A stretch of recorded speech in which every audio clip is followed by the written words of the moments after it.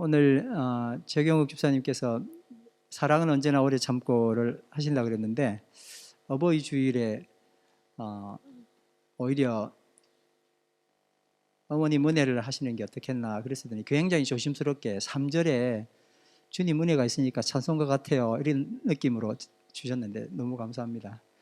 이런 어머니를 주신 하나님께 감사드리자 이렇게 해서 찬송가로 잘 끝났습니다. 너무 감사드립니다. 참 우리는 너무 감사하게도 다 누구든 어머니가 있다는 겁니다. 어머니 없이 태어난 사람이 없잖아요. 근데 그 어머니 사랑이 우리 삶 속에 가장 고귀한 사랑으로, 어떤 이기심이 포함되어 있지 않는 사랑으로 나타났기 때문에 우리가 참 멋진 인생을 살 수 있지 않나 이렇게 생각을 합니다. 이번 주에 부모님들 혹시 살아계시면 좀 더 전화도 하고 연락도 하고, 혹시 또 이 세상에 안 계시면 주변에 있는 여러분들 섬기시기도 하고, 그리고 자녀들에게 아름다운 부모님의 사랑도 가르쳐 주시고 이렇게 하면 참 좋겠습니다. 지난주에 이어서 오늘 말씀은 나는 누구인가 하는 말씀입니다.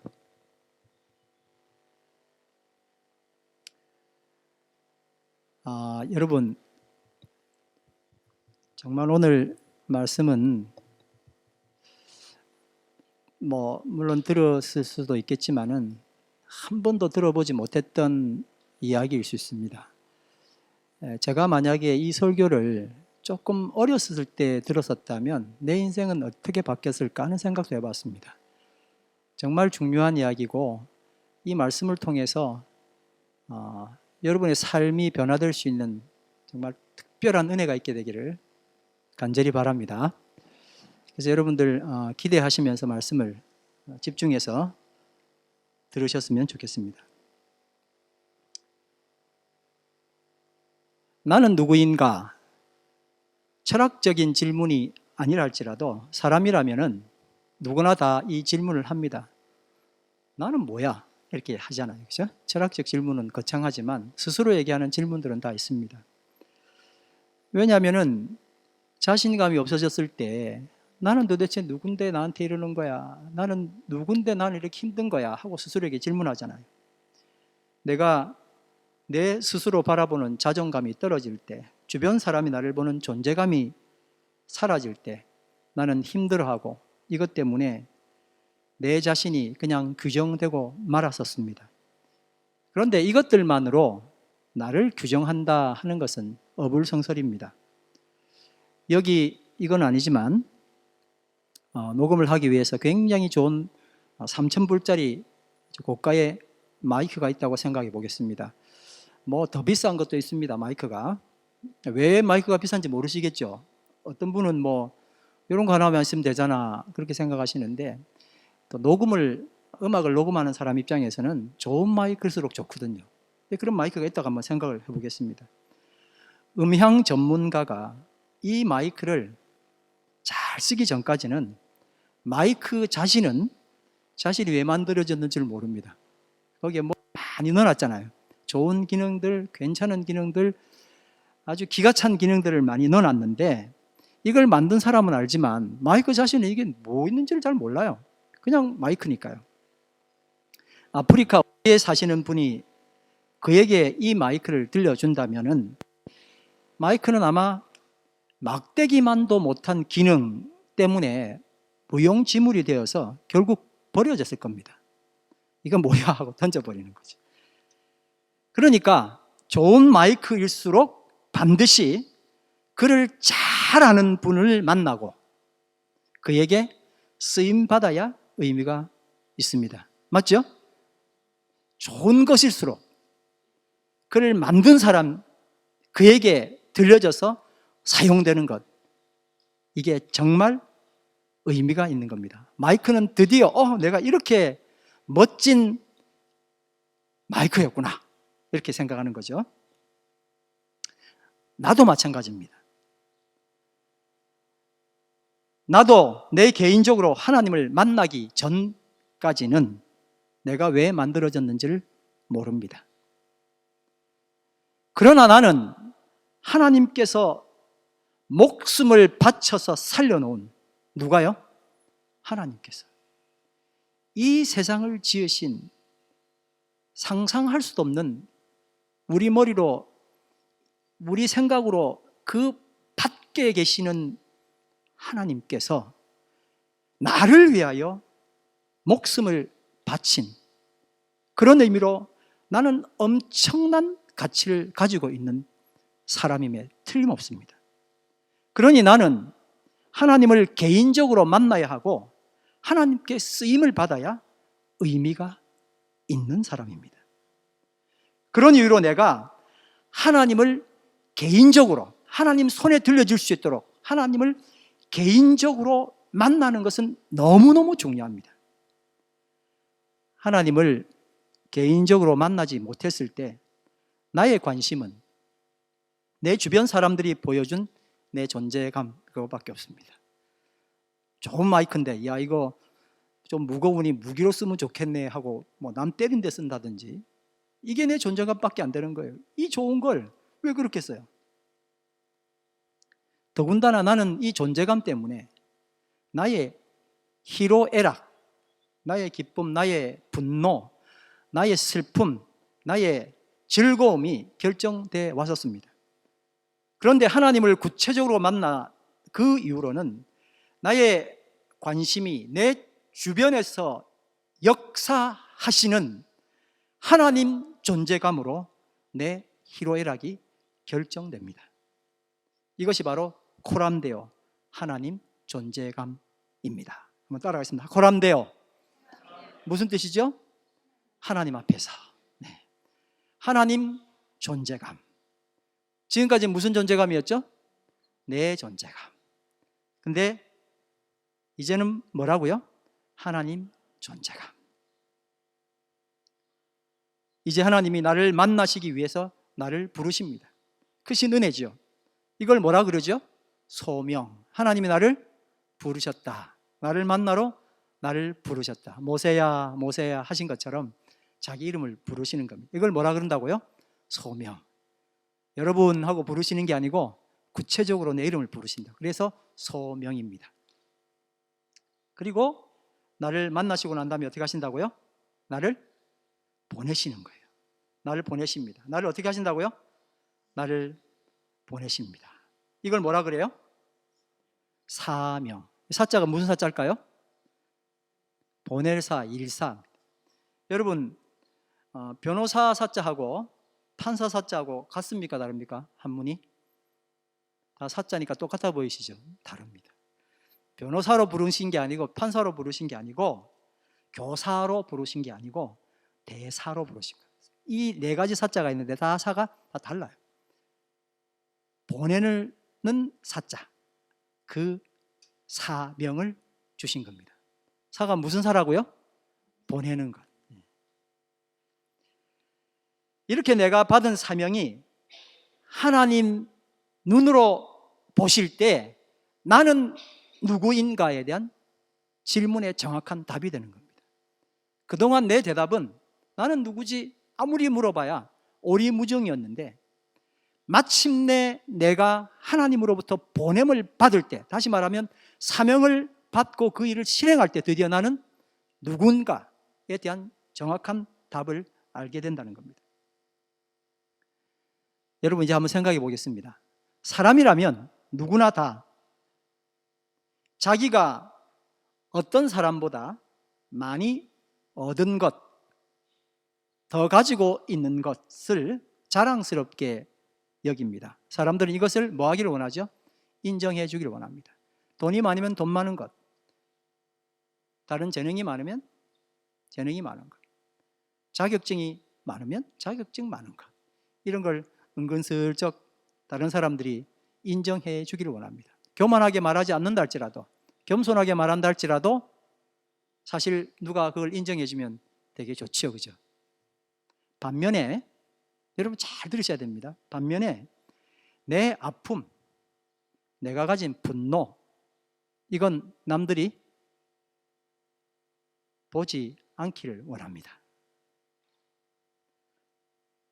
또 사람이라면 누구나 타고난 좋은 성품 칭찬해주고 인정해주기를 원합니다.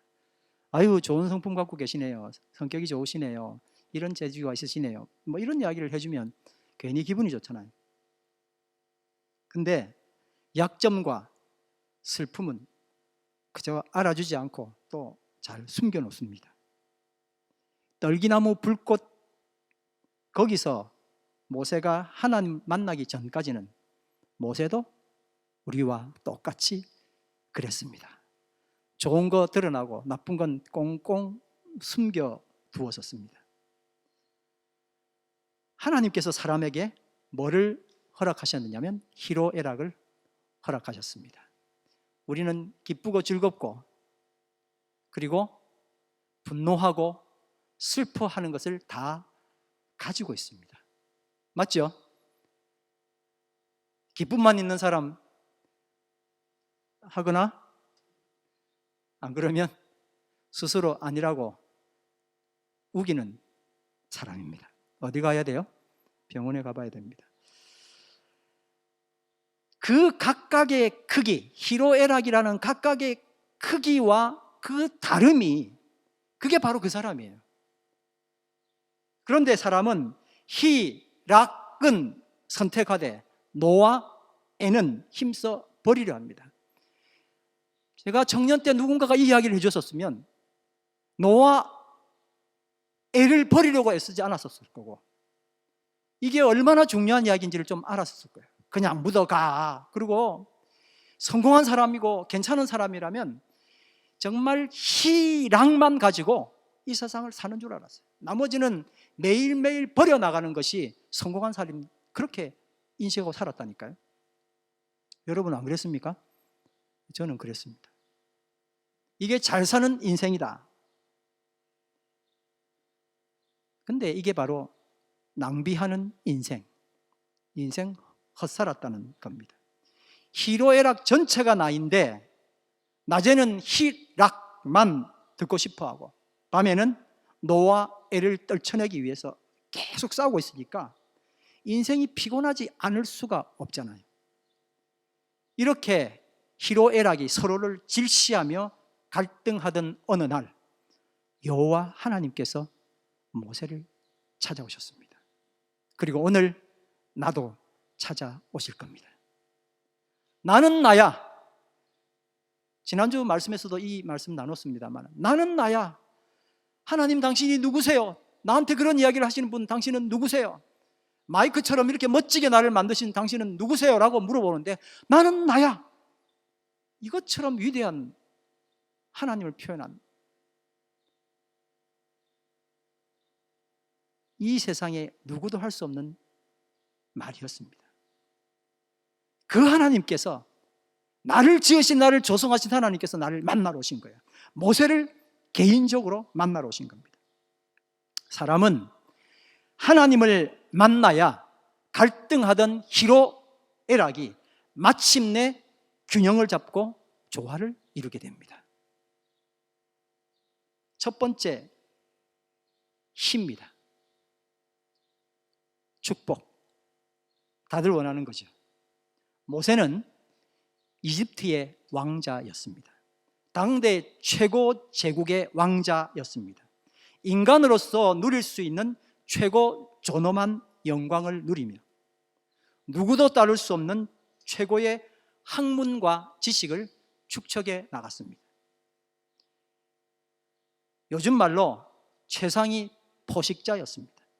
모든 것을 손에 쥔 자 모세였습니다. 이것이 모세의 자랑이며 기쁨이었습니다. 너무 쉽게 그냥 얻어진 놀라운 혜택, 축복이었습니다. 그런데 모세는 나는 이런 사람이야. 나는 복받은 사람이야. 그게 끝이었어요. 왜냐하면 모세 그냥 뭐 왕자들 몇 사람 빼놓고 나머지는 전부 무슨 인생으로 살아가는 거예요. 나는 언제 저런 복을 받을까? 나한테는 저런 혜택이 언제 돌아올까 하고 모든 사람이 다 그 복 받는 것만 거기에 목적이 있었기 때문에 거기로 따라가는데 나는 벌써 받았거든요. 그러니까 나는 그런 사람이야. 한번 따라와 봐. 하고 나는 그런 사람이야 라고 끝이 난 거예요. 그런데 여러분, 모세가 하나님을 만난 후에 그가 가진 스펙, 그가 누리던 모든 권력, 그 모든 것들이 단지 축복이 아니라 사명임을 알게 되었습니다. 모세는 그가 가진 모든 것들을 동원하여 하나님을 만난 위에 위대한 토라, 전 세계 전 인류 가고 오는 세대의 영원한 베스트셀러인 모세오경을 쓰는데 전력할 수 있었습니다. 모세가 아니라면 이렇게 올곧게 명확하게 모세오경을 쓸 수 없었을 겁니다. 이미 세상은 세상의 방식으로 세상을 해석하고 있었어요.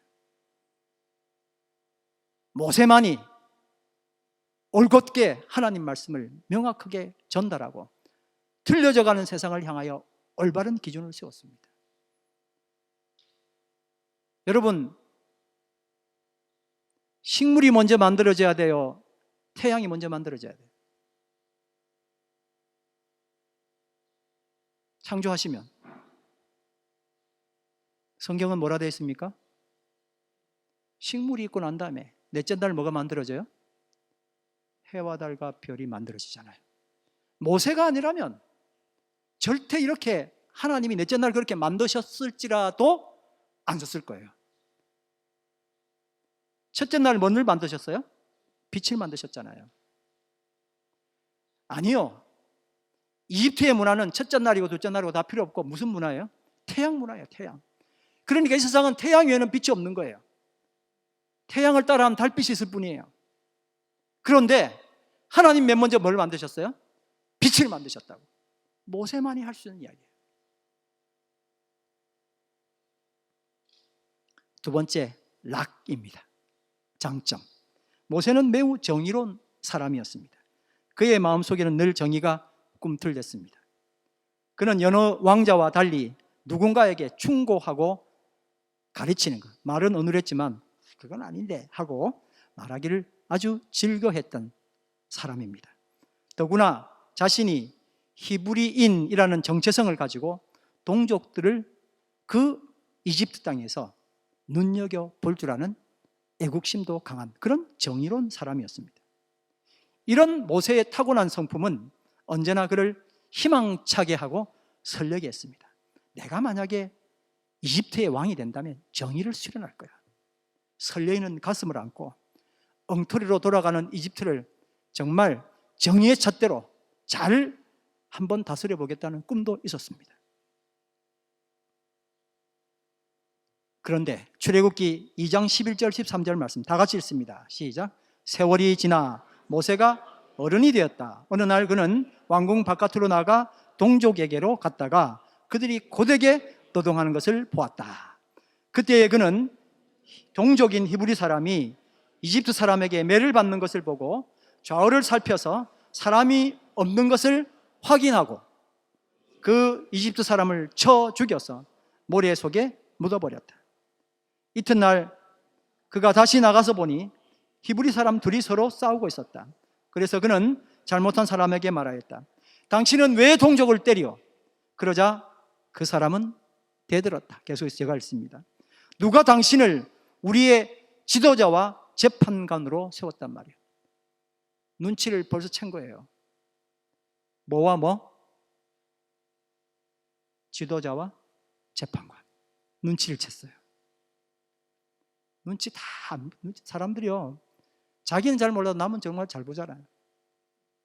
벌써 봤어요. 아, 저 사람은 무슨 야심이 있다? 지도자와 재판관의 야심이 있구나. 당신이 이집트 사람을 죽이더니 이제는 나도 죽일 작정이요. 모세는 일이 탄로난 것을 알고 두려워하였다. 무슨 일이 탄로났을까요? 살인한 죄, 파묻은 죄, 살인죄와 사체은닉죄. 그것보다 더한 게 뭐냐면 자기 속을 꿰뚫어 본다는 걸, 다른 사람이 안다는 걸 두려웠던 겁니다. 그 사건이 그를 살인자 도망자로 만들지 예상치 못할 겁니다. 사명을 만나지 못한 그의 정의와 그를 설레게 했던 야망은 단지, 따라하시겠습니다, 잘난 척일 뿐이었다. 우리는 잘났습니다. 그렇죠? 잘난 척하고 살아야죠. 그의 장점이 단지 잘난 척이 되었을 때 그는 살인자가 되고 말았습니다. 그러나 모세가 하나님을 만나면서 그의 장점은 잘난 척에 머무는 것이 아니라 사명이 되었습니다. 그의 손에서 사람을 죽이는 정의가 사람을 살리는 정의로 선포되었습니다. 그의 정의, 그의 재판은 죽이는 칼, 사람의 정의죠. 죽이는 칼이 아니라 살려내는 칼이 되었습니다. 사람을 죽이는 칼에서 제사장의 칼이 되었습니다. 여러분, 레위 하면 생각나는 거 있습니까? 혹시? 원래 레위, 조상 레위, 원래 레위는 칼 들고 돌아다니면서 자기 동생 죽인 족속들 할례 받으라고 해놓고는 다 저 죽였잖아요. 그래서 아버지에게 무슨 이야기를 듣습니까? 저주. 어떻게 아버지가 아들을 저주할 수 있어요? 야곱은 굉장히 중요한 포지션입니다. 그렇죠? 그 야곱이 자기 아들 레위에게 했던 이야기가 저주였었어요. 너는 칼로 망할 거야. 그 피를 이어받은 사람이 누구예요? 레위족 모세예요. 그는 그대로 칼이 있었던 거예요.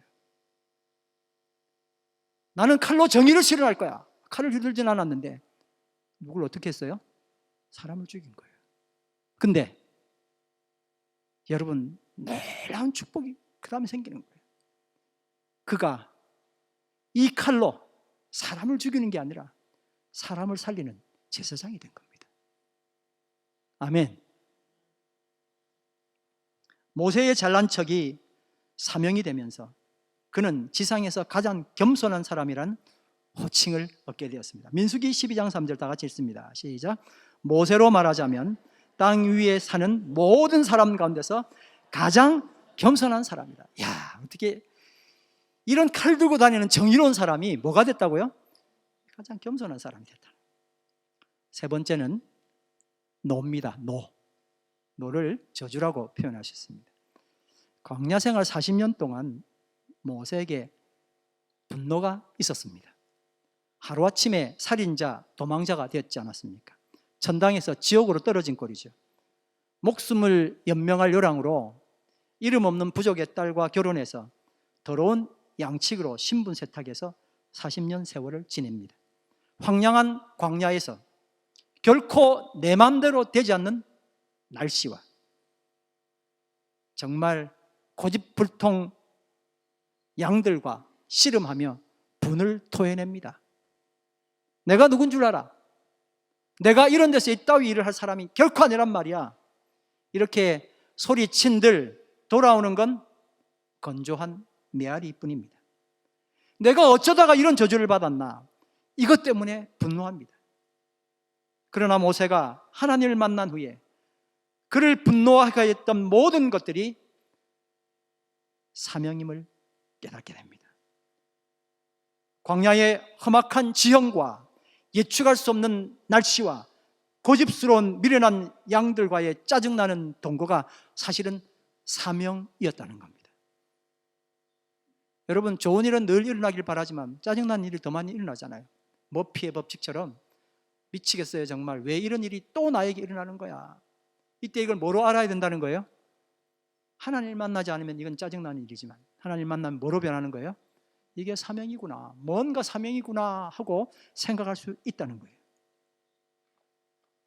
천국에서 나락으로 떨어져 수도 없는 밤을 신세 한탄하면서 왜 나에게만 이런 일이 생기냐 불평했던 고통들이 사명이었던 겁니다.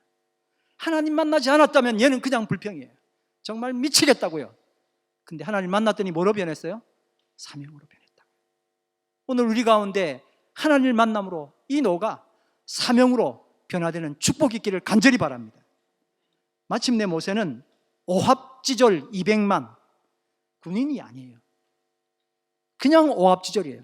생각 제각각 노예 근성에 사로잡혀 있는 이스라엘 백성들 200만을 이집트에서 탈출시켜서 광야로 이끌어내는 전 세계 전무후무한 지도자의 사명을 이루게 되었습니다. 네 번째, 약점, 애입니다. 얘가 뭐라고요? 약점. 모세에게는 남모를 슬픔이 있었습니다. 자신이 선택한 것이 아닌 태생적으로 주어진 슬픔이었습니다. 여러분에게 태생적으로 내가 선택도 안 했는데 가지고 있는 그런 거 있잖아요. 한번 생각해 보세요. 그게 뭔지. 무던히도 감춰왔던 태생적 약점입니다. 그는 이집트 왕자였지만 그는 실상 히브리 노예의 피가 흐르고 있었습니다. 늘 그에게 있는 갈등이었어요. 나는 왕자야. 저기 밑에서 넌 노예잖아. 그는 굉장히 잘생겼습니다. 엄마가 잘생긴 외모 때문에 모세를 숨겼다, 어릴 때 그렇게 이야기하고 있습니다. 근데 무슨 약점이 있어요? 말이 어눌한 거예요. 말이 어눌해요. 좀 전에 우리가 본문 말씀을 읽었는데 주님이 지금 말씀하는 이 순간도 나는 말이 어눌합니다. 뭐 되는 게 하나도 없잖아요. 아마 그것도 덜덜 떨면서 이야기했을 거예요. 그래서 저는 절대 안 됩니다라고 이야기. 그렇게 잘생겼는데 늘 말이 어눌해요. 그러니까 얼굴만 싹 보여주고 지나가는 거예요. 말하면 들통나니까. 여러분, 모세의 어머니는 누구요? 모세의 어머니는 족보상 할머니입니다. 뭐라고요? 족보상 할머니. 엄마인데 할머니야. 근데 성경은 진짜 적나라해요. 이런 거 안 쓰면 좋잖아요. 근데 굳이 썼다니까요. 출애굽기 6장 20절 시작. 아므람은 자기의 고모 요게벳을 아내로 맞아 아론과 모세를 낳았다. 누가요? 아므람이. 누구랑 결혼했다고요? 고모랑 결혼했다. 좀 이런 거 좀 안 하면 되잖아요. 왜 또 이 아버지는 고모랑 또 왜 이랬지? 이건 또 늘 여기 아픈 가시예요. 늘 있었던 이야기가 아니고 그저 여러분 결혼이라는 건 그게 아니잖아요. 그죠? 왜 고모를 사랑했을까? 모세는 불만이 많았을 겁니다. 더군다나 모세는 조상 야곱으로부터 저주받은 아들 레위 자신이 있습니다. 창세기 49장 5절에서 7절 말씀 제가 읽어보겠습니다. 어떤 저주를 받았느냐? 그들의 칼은 잔해하는 기계로다. 아버지가 레위에게 유언했던 건데 복을 준 게 아니라 이런 유언을 했어요. 그들이 그 분노대로 사람을 죽이고 그 노염이 혹독하니 저주를 받을 것이요. 아들한테 저주 받으라고요. 분기가 맹렬하니 저주를 받을 것이라. 두 번 저주를 이야기했습니다. 내가 그들을 야곱 중에서 나누며 이스라엘 중에서 흩으리로다. 이게 아버지 유언이에요. 그 유언을 이어받은 레위 족속이에요. 그 중에 자기 조상이 그런 레위, 복받아도 시원찮을 판에 저주를 받은 그런 아버지를 두고 있단 말이에요. 이런 약점은 열등감으로 모세를 괴롭혔습니다. 이것이 모세의 슬픔이었습니다. 그러나 모세가 개인적으로 하나님을 만나면서 남들보다 부담되는 열등감은 감추어둘 부끄러움이 아니라 사명임을 알았습니다. 출애굽기 4장 11절 말씀 다 같이 읽습니다. 시작. 주님께서 그에게 말씀하셨다. 누가 사람의 입을 지었느냐?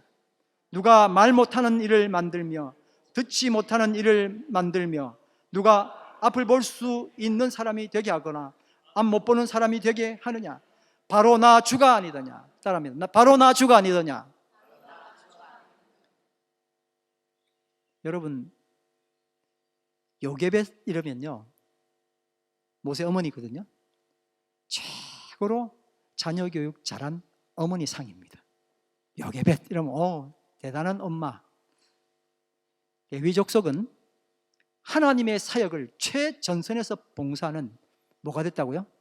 칼잡이들이 사람을 죽이는 칼이 아니라 제사장의 칼로. 제사장 족속이 레위가 되었어요.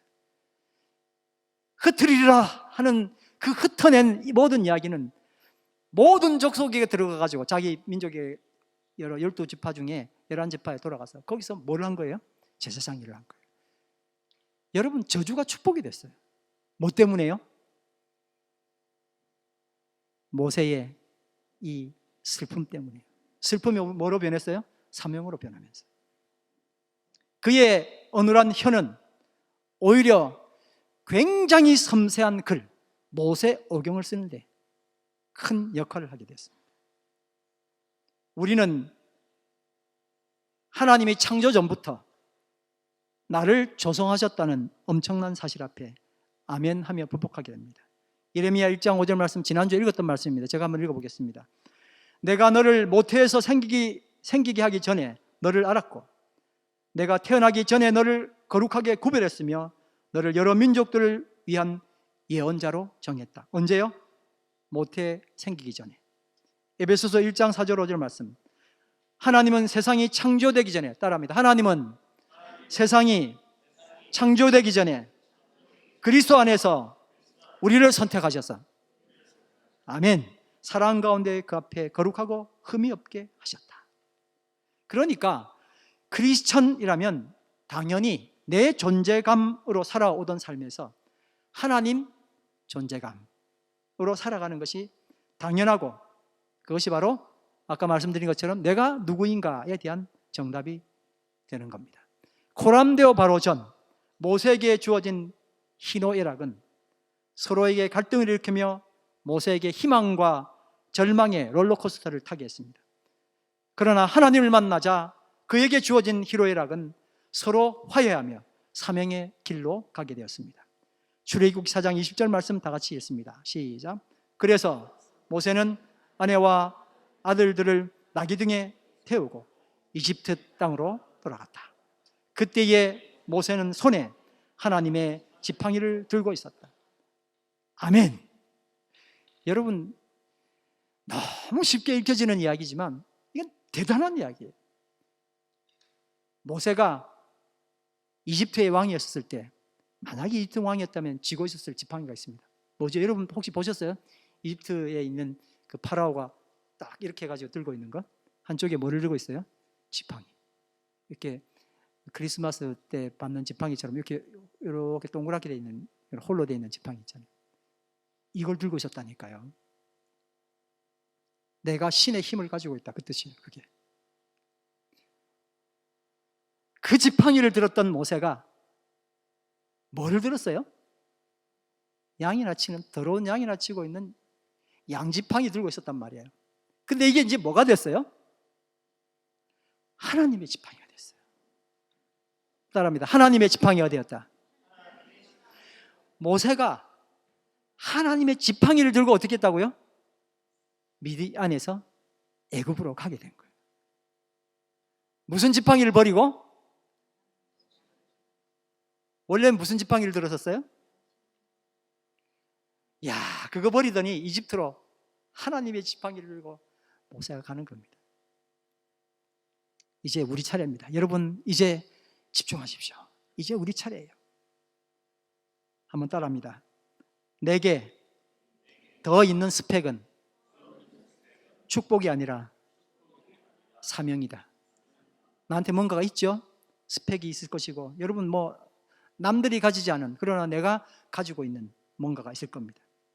이걸 축복이라 여기며 기뻐했던 그것은 단지 내가 즐기고 누릴 것이 아니라 사명으로 나가야 합니다.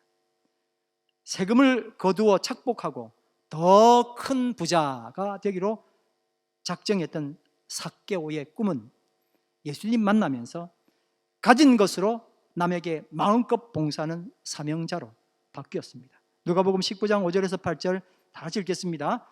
예수께서 그곳에 이르러서 쳐다보시고 그에게 말씀하셨다. 삭개오야, 내려오너라. 오늘은 내가 내 집에서 묵어야겠다. 그러자 삭개오는 얼른 내려와서 기뻐하면서 예수를 모셔드렸다. 그런데 사람들이 이것을 보고서 모두 수군거리며 말았다. 그가 죄인의 집에 묵으려고 들어갔다. 삭개오가 일어서서 주님께 말하였다. 주님 보십시오. 내 소유의 절반을 가난한 사람들에게 주겠습니다. 또 내가 누구에게서 강제로 빼앗은 것이 있으면 4배로 하여 갚아주겠습니다. 두 번째입니다. 여러분 따라하시겠습니다. 내게 더 있는 장점은 잘난 척이 아니라 사명이다. 여러분의 장점은 뭡니까? 찬양 잘하시는 것, 요리 잘하시는 것, 남 이야기 잘 들어주는 것, 여러 장점이 있을 겁니다. 그 장점이 드러나고 그래서 칭찬받고 그것으로 사람들이 나를 평가하면 끝입니까? 그 장점이 박수받고 잘난 척으로 끝나는 것이 아니라 사명으로 들어가야 합니다. 제가 군대에 있었을 때 이런 일이 있었습니다. 노래 좀 한다고, 저 노래 한다고 제가 굉장히 잘난 척을 했거든요. 그래서 이제 노래 열심히 부르고 폼 잡고, 근데 또 잘못하면 사람들이 있죠, 뭐 되게 교만하네 그럴까봐 엄청나게 겸손한 표정 지으면서 노래를 얼마나 잘 불렀는지 모릅니다. 제가 그런 사람이었어요. 그랬는데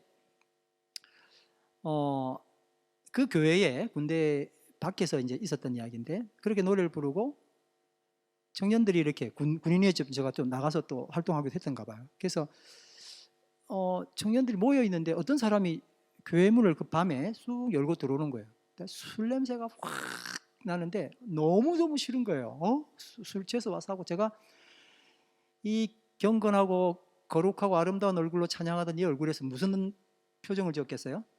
정말 인간 같지 않은 표정으로 왜 왔냐고 앞뒤로 이렇게 살폈는데, 그 정도로 제가 얼굴 모습을 하면 그 사람이 나갈 줄 알았어요. 근데 저를 딱 보더니 이제 그때 충격을 받은 거죠. 그 이후로 제가 좀 변했습니다. 노래는 잘하더만, 술 취한 사람이 노래는 잘하더만, 그래요. 아무 말 못했어요. 그런 이야기 들어본 적도 없고 얼마나 큰 충격을 받은지 모르겠어요.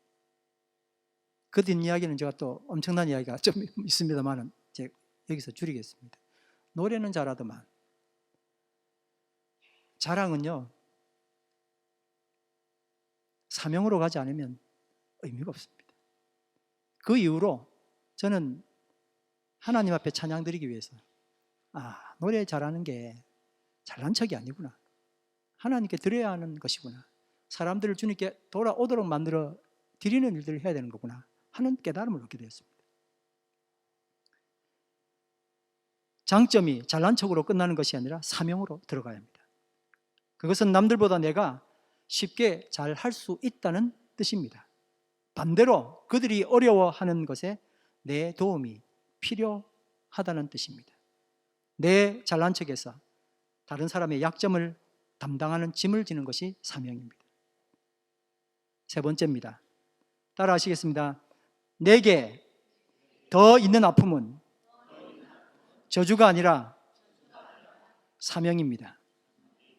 주보에 보시면 더하기, 곱하기, 빼기, 나누기로 다 이렇게 표시가 되어 있습니다. 나중에 한번 주보를 여러분 한번 또 읽어보시기 바랍니다. 저주는 빼기라고 그렇게 규정을 했습니다. 나는 어떤 약점을 가지고 있습니까? 생태적 한계로 버리고 싶은 슬픔이 무엇입니까? 내가 감춰야 할 것이 아니라 사명입니다. 그것은 보통 사람들은 보지 못하고 쉽게 지나치는 섬세함, 디테일을 보게 해주는 능력입니다. 그 사람의 마이너스와 내 마이너스가 만나지, 나의 플러스와 그 사람의 마이너스가 절대 만나지 않습니다. 같은 것끼리 만나잖아요.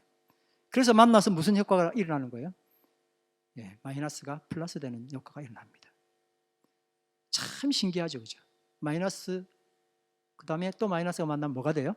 플러스가 되잖아요. 정말 저는 다른 것도 참 충격이지만 이 저주가 나에게 축복이라는 사실은 참 이걸 좀 빨리 깨달았으면 얼마나 좋았을까, 이런 생각이 있어요. 내 마이너스와 그분의 마이너스가 합해질 수가 없어요. 근데 사명이 되면 합해져서 그에게서 그 고통스러운 걸 빼가지고 올 수 있는 거예요. 빼기가 되는 거예요. 뭐도 빠져요? 내 것도 빠지고 그것도 빠지고. 내 약점으로 인해 내 눈에 밟히면 화가 나는 게 아니라 뭘 해야 돼요? 보듬어줘야 돼요. 딱 보면 누가 최고 화가 나냐면 나를 닮은 사람이 최고 화가 나요. 나의 참 좋지 못한 행동을 누가 하고 있잖아요. 특별히 자기 자녀가 하고 있으면 괜히 뚜껑이 열린다고. 아휴, 저것도 나 더러운 거 닮아가지고 또 저러고 있네. 그런단 말이에요. 이때 뭐 하라는 거예요? 화내고 눈에 너무 잘 보이니까 지적할 일이 아니라 뭘 해야 된다고요? 보듬어 줘야 된다. 한번 따라합니다. 나는 상처 입어 더 유능한 치유자이다. 말이 어려우니까 한부분에 쭉 있습니다. 나는 상처 입어 더 유능한 치유자이다. 이 축복을 하나님께서 우리에게 주셨습니다. 아멘. 자, 이제 마지막입니다. 따라합니다. 나에게 더 있는 열등감은 약점이 아니라 사명이다. 여러분 여기 다 앉아 계셔도 다 열등감 속에 다 숨겨놓죠. 누가 그만 말만 하면 내가 가만 안 있는 거예요. 그렇죠? 열등감 다 있습니다. 내가 가장 슬퍼하는 것은 무엇입니까?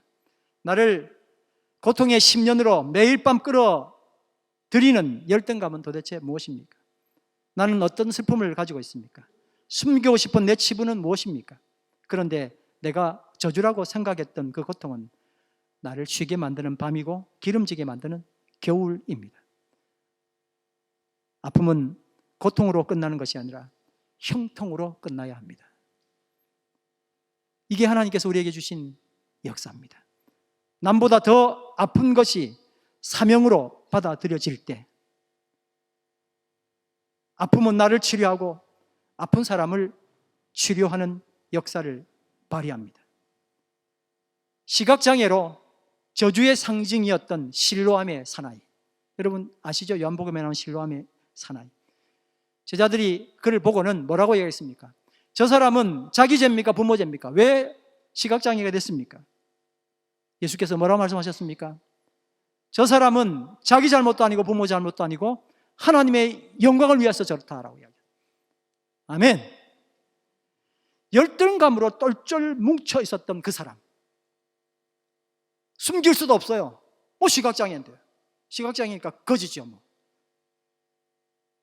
숨길 수도 없고 만천하에 자기 자신이 열등감으로 드러나 있는 자기 자신이 하나님의 영광을 위해서 쓰임받았다는 사실을 알게 될 때 얼마나 놀라운 일입니까? 하나님을 만나지 않았다면 그는 그냥 그렇게 열등감에 빠졌을 사람이었습니다. 그 사람이 나와 오버랩된다면 오늘 하나님의 영광을 위하여 이 땅에 태어났다는 사실에 감사하시길 바랍니다. 여러분, 곱하기가 좋으세요? 나누기가 좋으세요? 곱하기가 좋겠죠. 근데 여러분, 나누기가 멀티플로 얼마나 축복인지 몰라요. 좀 전에 말씀드린 것처럼 만약에 모세가 사명을 갖지 않았다면 이 열등감으로요, 가족의 열등감, 어머니의 열등감, 자기 말 못하는 열등감, 이 모든 열등감들이 하나님을 만나지 못했다면 정말 불쌍했었어요. 그런데 여러분, 정말 놀라운 것은 모세가 이 열등감에서 하나님을 만남으로 이 세상의 최고의 어머니가 요게벳이 됐어요. 여러분, 고모 할머니가 아니고 최고의 어머니가 됐어요. 한 사람이 그렇게 끝나는 게 아닙니다. 여러분, 레위 족속은요, 저주의 레위 족속이 아니라 하나님의 일만 하도록 만들어진, 우리는 레위 족속이 제사장 족속이라고 알고 있잖아요. 처음부터가 아니었었어요. 한 사람이, 단 한 사람이 이 저주를 극복했는데, 사명으로 극복했는데 한 사람만 평안한 더하기가 아니라 곱하기 형식으로 나눔이 되기 시작하면서 엄청난 축복이 온 거예요. 여러분, 열등감 그래서 버릴 문제가 아니에요. 그의 어느한 혀 때문에 방대한 모세 오경이 쓰여졌습니다. 그의 형 아론은 큰 활동을 하게 됐어요. 온 집안이 그의 열등감 때문에, 하나님이 쓰시기 시작하니까 그의 열등감 때문에 온 집안이 멀티플로 나누기를 하게 된 거예요.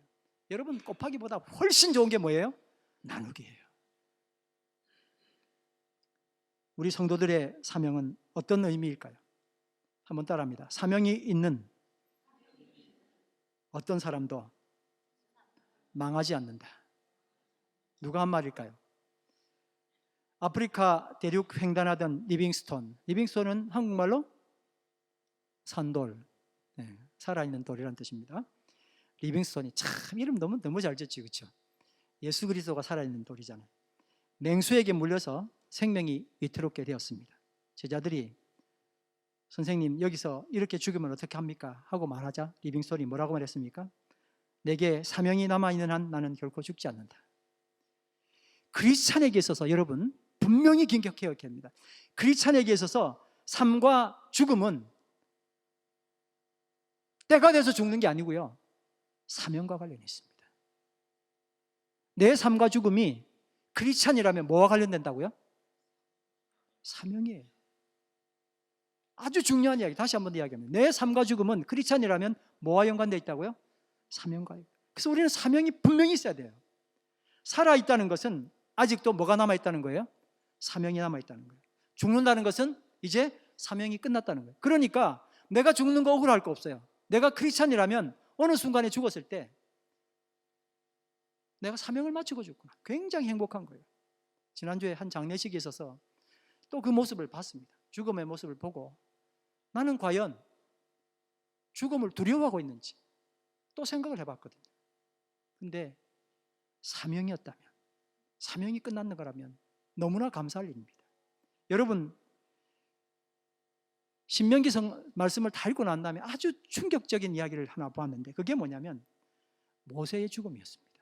모세는 여러분 기력이 쇠하고 때가 돼서 죽은 게 아니고 사명을 다해서 죽은 거예요. 모세는요, 눈도 흐려지지 않고 기력도 쇠하지 않았지만 사명이 끝나고 느부산에서 죽은 거예요. 신명기 34장 7절 말씀입니다. 따라합니다. 모세는 늙어서 죽은 것이 아니라 사명을 마쳤기에 하나님께로 갔습니다. 아멘. 여러분 다 그러시길 바랍니다. 늙어 죽는 것이 아니라 뭐로 죽는 거예요? 사명을 마치고 죽는 거예요. 그래서 우리는 사명을 분명히 오늘 이 시간에 받아들이고 인식해야 할 겁니다.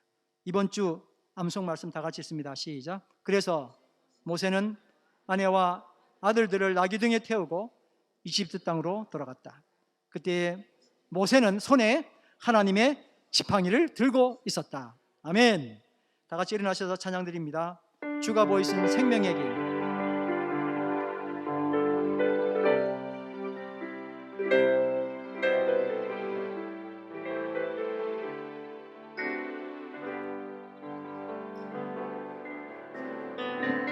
생명의 주님과 드리며 주님 이로움이 되신 주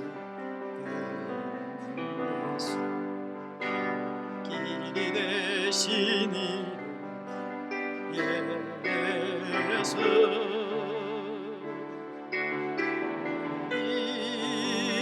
오직 그가 신하니 나를 단련하신 후에 내가 정금같이 나오리라. 나의 길 오직 그가 하시나니 나를 단련하신 후에 내가 정금같이 나오리라. 오늘 말씀 생각하시면서 다 같이 합심하여 기도하시겠습니다. 사랑의 아버지 하나님, 은혜를 감사합니다. 오늘 모세에게 주어졌던 희로애락, 피하고 싶기도 했고 그리고 무조건 성취하고자 했던 희로애락, 그 모든 것이 다 내 자신이었음을 그 말씀을 통해서 도망가는 것이 최선이었 줄 알았던 어리석음에서 벗어 이제 주님 앞에 노와 애를 바치기를 원합니다. 희락은 취하기로 원하고 내 자신이 그런 줄 알고 살았지만 희락을 통하여 사명으로 나가기를 원합니다. 하나님, 오늘 우리 모든 성도들에게 사명을 허락하여 주시옵소서. 주께서 허락하신 귀한 사명을 가지고 이 땅 가운데 최고의 나로 주께서 허락하신 내 모습으로 기쁨으로 나갈 수 있는 은혜가 있도록 주님 축복하여 주시옵소서.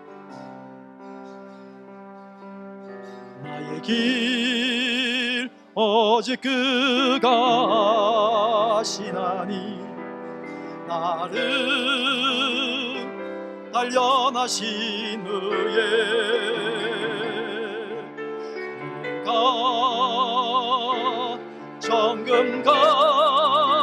정금같이